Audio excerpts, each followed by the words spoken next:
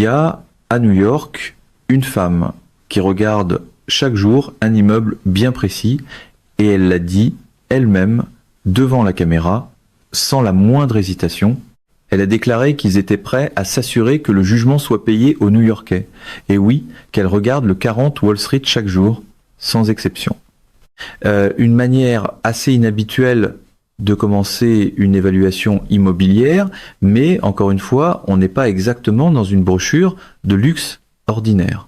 Cette femme, c'était la procureure générale de l'État de New York, Letitia James, et le 40 Wall Street est l'une des propriétés les plus emblématiques de Donald Trump à Manhattan, un gratte-ciel portante, son nom, un immeuble qu'il désigne depuis des décennies comme un symbole de son empire.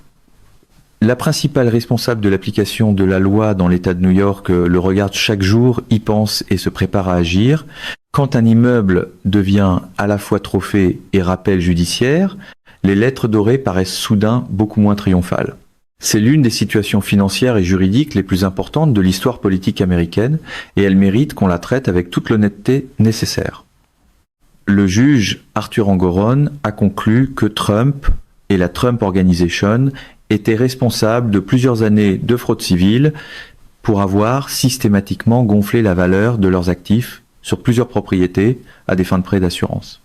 Le tribunal a conclu que c'était intentionnel et délibéré. La sanction s'élevait à environ 354,8 millions de dollars en restitution des gains, plus les intérêts, et énormément d'intérêts. Au moment du jugement, ces intérêts s'accumulaient à raison d'environ 87 500 $ par jour. Chaque jour où le jugement demeure impayé, le total augmente. Même Wall Street préfère habituellement des chiffres un peu moins théâtraux.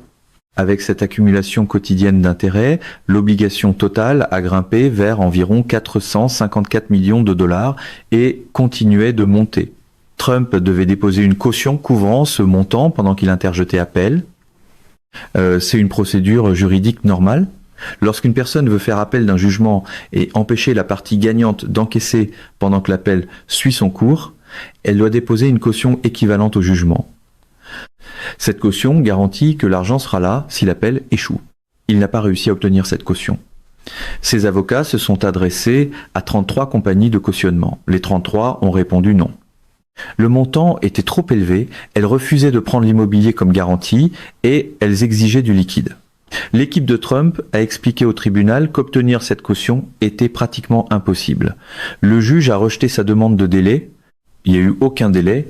Il fallait payer ou la procureure générale passait à l'action. Malgré tous les discours sur la victoire, le marché, lui, est resté obstinément fidèle à une seule langue, celle de l'argent comptant. Letitia James a ensuite expliqué très clairement ce que cela voulait dire, passer à l'action. Elle a déposé le jugement pour fraude dans le comté de Westchester. C'est la première étape juridique, celle qui permet d'inscrire des privilèges sur les propriétés de ce comté. C'est là que se trouve le Trump National Golf Club Westchester et le domaine de Seven Springs. Elle a déposé le jugement et ses propriétés sont immédiatement entrées dans le processus d'exécution. Un moment plutôt brutal où l'image de Mark rencontre la paperasse et où la paperasse refuse d'applaudir.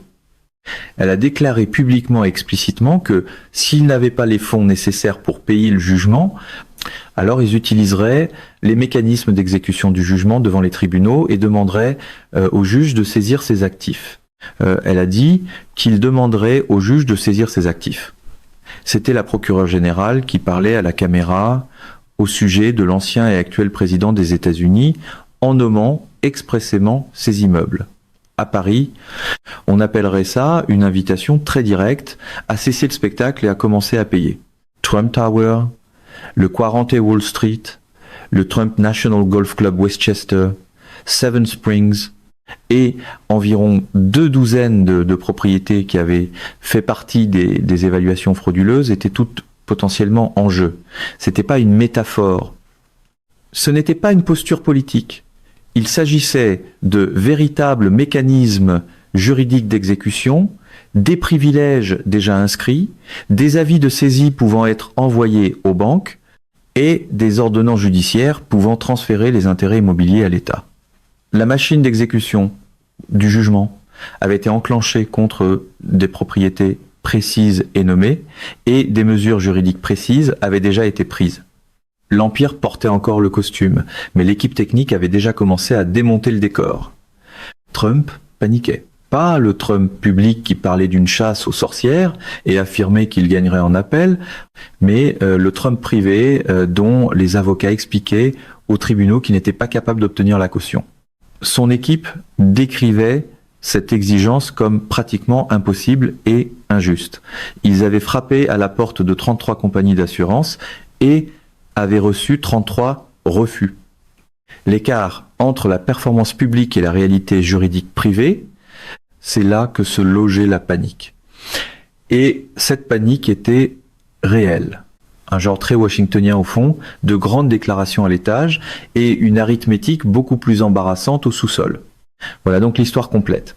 Comment fonctionne réellement le processus d'exécution, ce que Laetitia James avait déjà fait et ce qu'elle pouvait faire. Ensuite, quelles propriétés précises se trouvaient dans la ligne de mire et pourquoi ce que la crise de la caution révélait de la réalité financière derrière l'empire de Trump et ce que cela signifiait que les lettres dorées sur ces immeubles se retrouvent désormais face à des mécanismes juridiques qui se moquent complètement de ce que disent les lettres. C'était l'histoire d'un empire bâti sur des valeurs déclarées, maintenant mis à l'épreuve par une loi qui exige des valeurs réelles, cruelle habitude du droit d'ailleurs, il demande obstinément aux chiffres de se comporter comme des chiffres. Les mécanismes de saisie immobilière rendent cette menace beaucoup plus concrète et beaucoup plus grave qu'elle ne peut le paraître de manière abstraite. L'exécution d'un jugement civil à New York suit une séquence précise et Laetitia James avait déjà franchi la première étape. La première étape consiste à inscrire le jugement dans le comté concerné. Lorsqu'un tribunal rend un jugement pécuniaire, la partie gagnante peut déposer ce jugement auprès du greffier de n'importe quel comté où le défendeur possède des biens immobiliers. Le dépôt du jugement crée un privilège sur tout bien immobilier que le défendeur possède dans ce comté. James a déposé le jugement pour fraude dans le comté de Westchester, où Trump possède le Trump National Golf Club Westchester et le domaine de Seven Springs. Dès que ce dépôt a eu lieu, ces propriétés ont été frappées d'un privilège, une réclamation juridique attachée à la propriété et devant être réglée avant toute vente, tout refinancement ou tout transfert. Ce privilège était déjà là, cette étape était déjà accomplie, peut être pas très spectaculaire dans le ton, mais d'une redoutable fluidité dans ses conséquences. La deuxième étape est la saisie des comptes bancaires. Une fois le jugement inscrit, la procureure générale peut envoyer des avis de saisie aux banques et aux institutions financières qui détiennent des comptes au nom de Trump. Ces banques sont tenues de geler les fonds jusqu'à concurrence du montant du jugement et de signaler à la procureure générale ce qu'elles détiennent. C'est ainsi que l'exécution atteint les actifs liquides. On ne commence pas par les immeubles, on commence par les comptes, on gèle l'argent comptant, puis on l'applique au jugement. Les façades de marbre sont impressionnantes, certes, mais l'argent liquide demeure, de façon obstinée, beaucoup plus utile. La troisième étape est l'exécution contre les biens immobiliers eux-mêmes. Si les comptes bancaires sont insuffisants pour satisfaire au jugement, si les actifs liquides ne couvrent pas la totalité du montant, la procureure générale peut demander au tribunal de nommer un administrateur judiciaire. Cet administrateur est un officier nommé par le tribunal qui prend le contrôle de la propriété, la gère, puis la vend pour produire les fonds nécessaires au paiement du jugement. Cela signifie qu'un administrateur judiciaire pourrait prendre le contrôle du 40 Wall Street, gérer le gratte-ciel de Manhattan comme une est placé sous autorité judiciaire, plutôt que comme une propriété de Trump, puis le mettre en marché afin de satisfaire un jugement pour fraude civile. Voilà jusqu'où va la séquence d'exécution si elle suit son cours jusqu'au bout. L'humiliation suprême pour une propriété de vanité, devenir une ligne dans un tableur portant le sceau d'un tribunal. Ce qui s'était passé était clair, et ce qui ne s'était pas encore produit l'était tout autant. La première étape était terminée, le jugement dans Westchester avait été déposé, les privilèges sur le terrain de golf et sur Seven Springs étaient en place. Les deuxième et troisième étapes ont été mises sur pause lorsque la Cour d'appel a réduit la caution exigée à 175 millions de dollars et que Trump a réussi à déposer cette caution réduite. Le processus immédiat de saisie a donc été suspendu pendant que l'appel suit son cours. Mais cette pause est conditionnelle, les privilèges demeurent, le pouvoir d'exécution demeure, l'architecture juridique construite par James est toujours en place, en attente. Si Trump ne respecte pas les conditions de l'entente de cautionnement, s'il perd son appel ou si d'autres manquements relancent l'exécution, toute la machinerie est déjà là, avec un seul interrupteur qu'il suffirait d'actionner. Le rideau peut être tombé pour l'instant, mais le décor, lui, n'a jamais été retiré. Les propriétés visées rendent l'histoire visuelle et concrète. ABC News a publié un relevé détaillé des propriétés de Trump contre lesquelles James pourrait agir, et la liste comprenait environ 2 douzaines d'actifs directement impliqués dans les évaluations frauduleuses identifiées par le tribunal. Le 40 Wall Street est une tour de bureau à Manhattan que Trump présente depuis des décennies comme l'une de ses grandes réussites, un immeuble portant son nom au cœur du quartier financier de New York. Laetitia James passe devant, le regarde chaque jour et y pense. On imagine que l'immeuble suscite désormais moins d'admiration que de curiosité comptable. Trump Tower est l'adresse la plus emblématique de la marque Trump. L'immeuble aux lettres dorées sur la 5e avenue, l'endroit où Trump a lancé sa première campagne présidentielle. Elle est maintenant potentiellement visée par des privilèges et des mesures d'exécution, en conséquence d'évaluation. L'or brille encore, mais le symbole est devenu terriblement coûteux. Le Trump National Golf Club Westchester faisait déjà l'objet d'un jugement inscrit dans le comté de Westchester.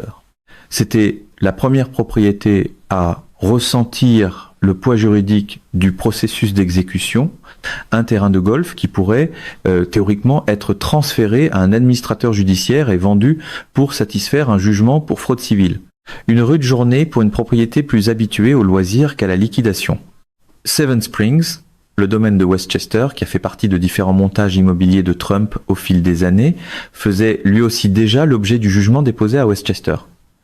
Même les paysages bucoliques n'offraient plus aucun refuge contre l'arithmétique.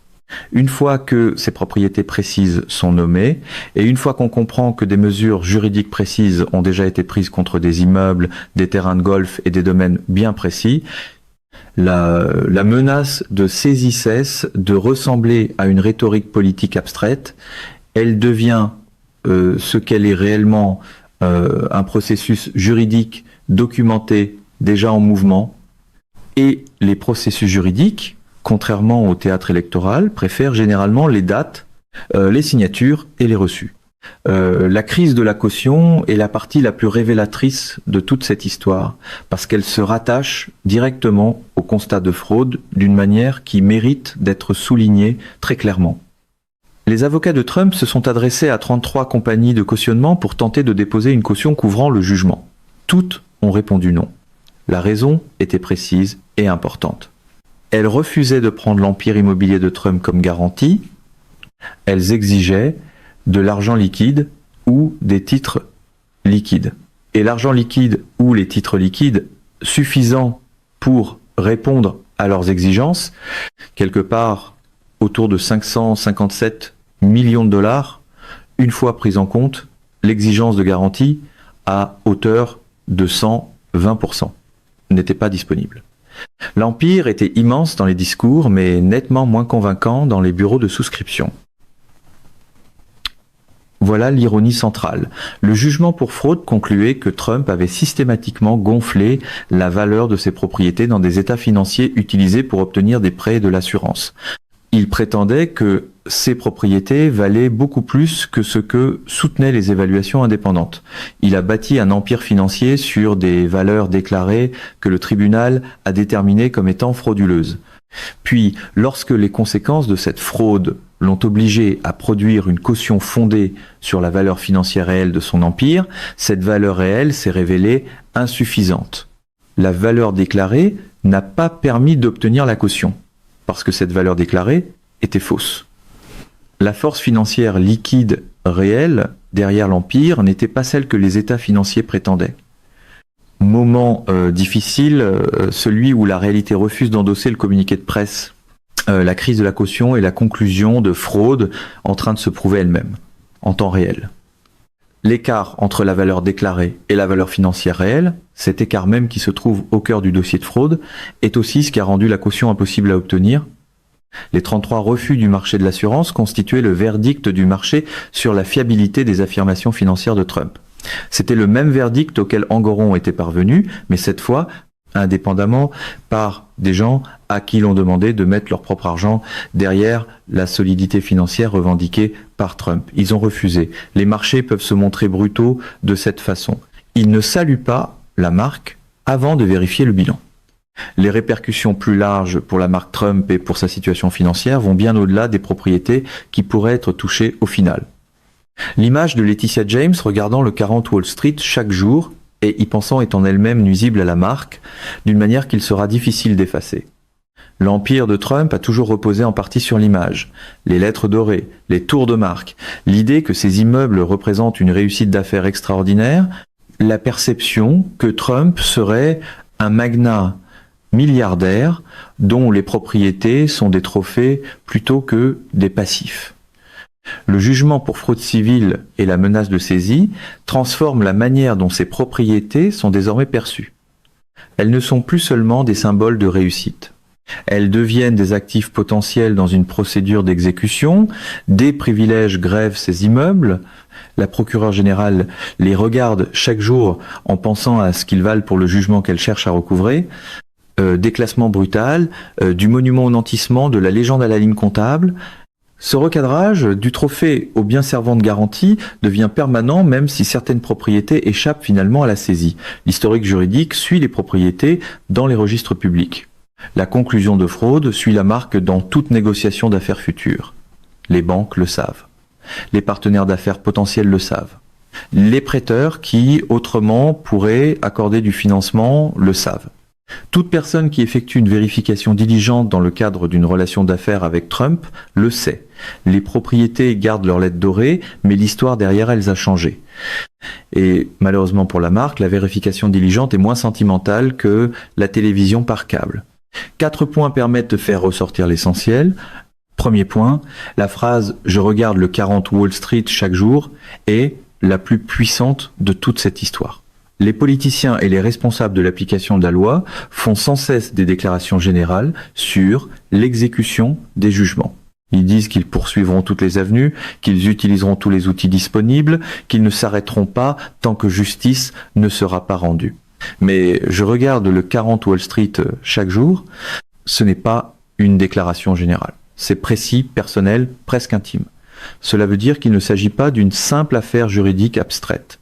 Cela signifie qu'elle est engagée dans la réalité physique concrète de ce que représenterait une exécution. Cela dit que cet immeuble précis est observé, visualisé, suivi.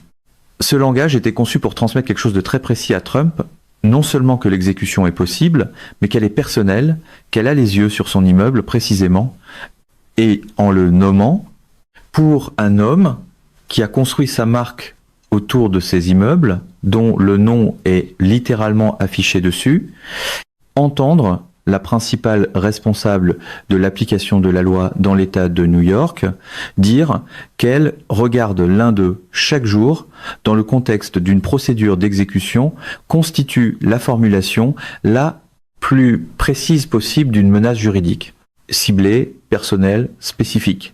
En langage diplomatique, c'était pas un murmure. C'était un marteau enveloppé de velours. Deuxième point, les privilèges sont déjà là. Le statut juridique des propriétés de Westchester n'a rien de théorique. James a déposé le jugement dans le comté de Westchester. Les privilèges sur le Trump National Golf Club Westchester et sur Seven Springs ne sont pas une possibilité future. C'est une réalité juridique actuelle. Ces propriétés portent déjà le poids juridique du jugement pour fraude avant toute autre mesure d'exécution, avant qu'une ordonnance judiciaire supplémentaire soit demandée, avant qu'un administrateur judiciaire soit nommé.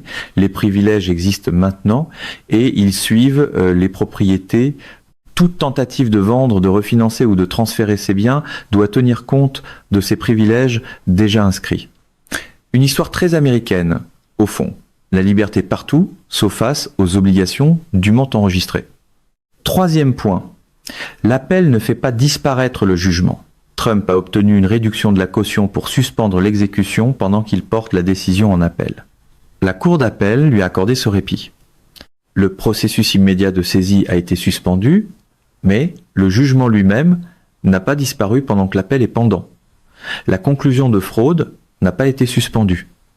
Les privilèges sur les propriétés de Westchester n'ont pas été retirés.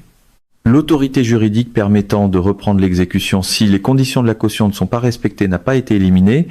L'appel constitue un délai, une pause conditionnelle, pas une résolution. Si Trump perd son appel, l'exécution reprend avec tous les intérêts accumulés. Chaque jour de l'appel ajoute 87 502 $ d'intérêt. La pause achète du temps, mais dans cette affaire, le temps coûte cher. Et si, pendant la procédure d'appel, Trump ne respecte pas les conditions du cautionnement, l'exécution peut reprendre immédiatement. La pause dépend du respect des conditions. La menace de saisie ne s'est pas évanouie parce que la caution a été déposée. Elle a simplement été reportée de façon conditionnelle à un coût financier continu considérable. Un sursis temporaire, donc, et certainement pas un couronnement. Quatrième point, les propriétés ont été bâties sur des valeurs déclarées, mais le jugement, lui, s'exécute sur des valeurs réelles. Voilà le fond de l'affaire et l'ironie centrale de toute cette situation entourant la saisie des propriétés par Laetitia James. La fraude de Trump consistait à gonfler la valeur de ses propriétés, à faire paraître les immeubles plus précieux dans les états financiers que ce que soutenaient les analyses indépendantes, et à utiliser ces évaluations gonflées pour obtenir un traitement financier favorable de la part des prêteurs et des assureurs. L'exécution du jugement pour fraude exige que ces mêmes propriétés produisent une valeur réelle. Pas une valeur déclarée, mais bel et bien de l'argent réel capable de satisfaire un jugement réel.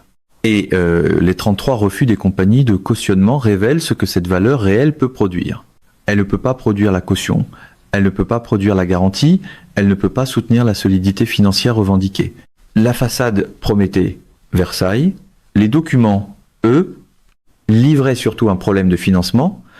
L'Empire bâti sur des valeurs déclarées gonflées est maintenant mis à l'épreuve par des exigences financières réelles. Et cette épreuve révèle exactement ce que l'affaire de fraude soutenait depuis le début. Les valeurs déclarées et les valeurs réelles ne sont pas les mêmes. Laetitia James regarde le 40 Wall Street chaque jour et réfléchit à ce qu'il vaut réellement comme actif d'exécution d'un jugement, non pas ce que les états financiers affirmaient, mais à ce qu'il rapporterait réellement sur le marché si un administrateur judiciaire le vendait pour satisfaire une obligation née d'une fraude civile. Voilà le moment où la mythologie rencontre l'évaluation. Et l'évaluation, elle, ne rougit pas. Les lettres dorées sont toujours là sur les immeubles, le nom est toujours sur la façade. Mais la réalité juridique sous-jacente a changé. Ces propriétés sont désormais des garanties, grevées de privilèges, soumises à l'autorité d'exécution, observées chaque jour par une procureure générale qui compte les intérêts s'accumulant à raison de 87 502 $ par jour. Trump a bâti ses immeubles sur des valeurs déclarées. Le jugement, lui, s'exécute sur des valeurs réelles. L'écart entre ces deux chiffres, c'est toute l'histoire. Et c'est un écart particulièrement ravageur pour une marque qui vendait la certitude comme un spectacle.